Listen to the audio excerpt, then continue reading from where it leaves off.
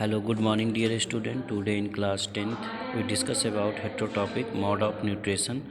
Heterotopic nutrition is a type of nutrition in which organism takes its food from different sources. They cannot prepare its own food.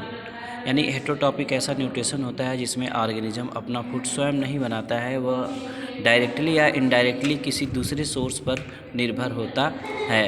तो हेटेरोटॉपिक nutrition is that mode of nutrition in which organism cannot make its own food, which depend directly or indirectly on the other organism or things। ठीक है, तो dear student, heterotrophic nutrition are following type. Heterotrophic nutrition जो होता है वो कई तरह का होता है, जिसमें से फर्स्ट है आपका saprotrophic nutrition. Saprotrophic nutrition are those nutrition in which the organism take their food from dead and decaying matter. यानी वह ऑर्गेनिज्म जो अपने फूड सबस्टेंस को डेड और डिकेइंग मैटर से ऑब्टेन करते हैं, इस तरह के न्यूट्रिशन को हम सेप्रोट्रॉपिक न्यूट्रिशन कहते हैं। फॉर एग्ज़ाम्पल के लिए अगर हम इसको कहें कि इसका क्या एग्ज़ाम्पल होगा, तो इसका एग्ज़ाम्पल जैसे है बैक्टीरिया हो गया, फंजाई हो गया। ये सभी चीज़ क्या करते हैं कि डेड और डिकेइंग ऑर्गेनिक मैटर से अपने फूड को एब्जॉर्ब करते हैं। तो those nutrition which take from dead and decaying matter by the organism called heterotrophic organism, या उसको हम कह सकते हैं सेप्रोफाइटिक ऑर्गेनिज्म, या उसी को हम कहते हैं कि इस तरह के न्यूट्रिशन को हम कहते हैं कि सेप्रोट्रॉपिक न्यूट्रिशन। सेकेंड पॉइंट है आपका parasitic nutrition. Parasitic nutrition are those nutrition in which organism take its food from a host cells. यानी एक ऑर्गेनिज्म किसी दूसरे ऑर्गेनिज्म की बॉडी से या उस पर रह कर या उसके बॉडी के अंदर या उसके बाहर रह कर अपने फूड को प्राप्त करता है और उसको हानि पहुंचाता है, but they not kill the organism. वह उसको हानि तो पहुंचाता है लेकिन उसको मारता नहीं है। इस तरह के न्यूट्रिशन को हम क्या कहते हैं? Parasitic nutrition. तो हमें एक लाइन में इसको डिफाइन कर सकते हैं कि parasitic nutrition are those type of nutrition in which organism take from food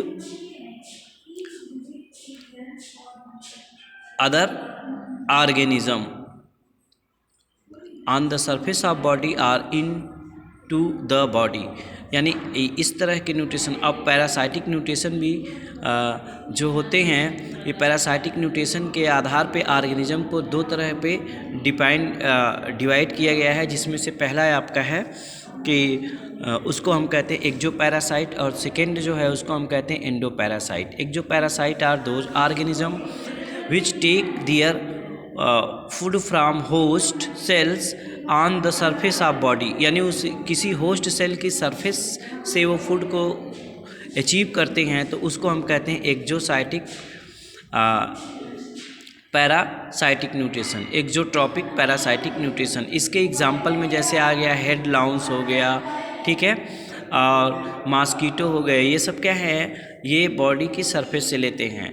और एंडो पैरासाइट का मतलब क्या होता है कि endoparasite are those organism their nutrition from other animals or host into the body as like. इसका example के रूप में हम कह सकते हैं कि प्लाज्मोडियम। प्लाज्मोडियम एक ऐसा पैरासाइट है जो बॉडी के अंदर पाया जाता है। यह एक प्रकार का एंडो पैरासाइट है, ठीक है। नेक्स्ट है holozoic nutrition. Holozoic nutrition are those nutrition in which organism take its food as a like of manner animal. जैसे एनिमल में न्यूट्रिशन होता है उसको हम कहते हैं होलोजोइक न्यूट्रिशन। होलोजोइक न्यूट्रिशन में 5 स्टेप होते हैं। होलोजोइक न्यूट्रिशन कितने स्टेप में डिवाइड होता है? 5 स्टेप में।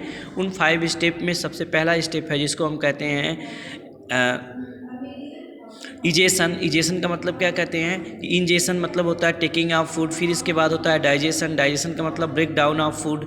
फिर इसके बाद क्या होता है? Absorption.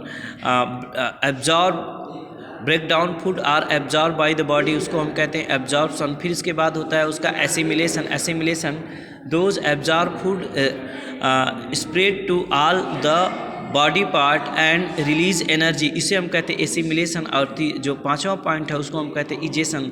After providing energy and burning of food the waste material are remove out from the body is called egestion. तो इस तरह से होलोजोइक न्यूट्रिशन को हम 5 पार्ट में डिवाइड कर सकते हैं। ठीक है, तो नेक्स्ट है type of holozoic nutrition. Holozoic nutrition को कितने स्टेप में बांटा गया है, इसका डिस्कशन नेक्स्ट क्लास में हम करेंगे।